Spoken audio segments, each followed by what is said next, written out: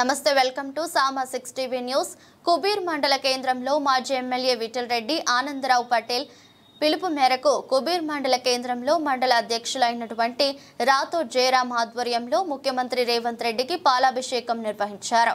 ఈ కార్యక్రమంలో రైతుల కార్యకర్తలు ముదోల్ తాలూకా జావేద్ ఖాన్, కుబీర్ మండల యూత్ కాంగ్రెస్ అధ్యక్షులు సూర్యవంశీ విలాస్, కుబీర్ మండల ఎస్సీసెల్ వెన్నెల సతీష్ పాల్గొన్నారు. మడమ తిప్పడం కాంగ్రెస్ పార్టీ చరిత్రలో లేదని, దానికి అనుగుణంగానే ఇచ్చిన మాట ప్రకారం మడమ తిప్పకుండా మన Congress party daring and dashing leader, Telangana గౌరవ ముఖ్యమంత్రి రేవంత్ రెడ్డి గారు మనకి 2 లక్షల రుణమాఫీ ఆగస్టు 15 కల్లా చేస్తా అని మాట ఇచ్చి ఈరోజు ₹1,00,000 రుణమాఫీ ఉన్న వాళ్లకు నేటి నుండి బ్యాంకు ఖాతాలలో జమ చేయడం జరుగుతుంది.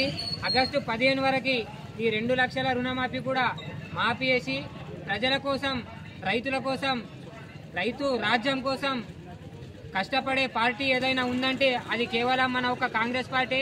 ఆ కాంగ్రెస్ పార్టీ ఒకటే రైతు రుణమాఫీ చేస్తుంది, వేరే పార్టీలు ఏవి రైతు రుణమాఫీ చెప్పి హామీలు చేయలే.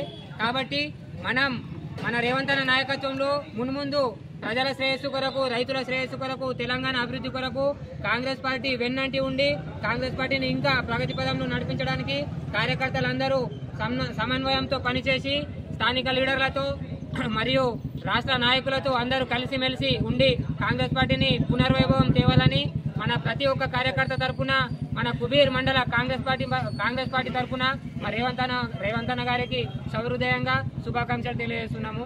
కాంగ్రెస్ పార్టీ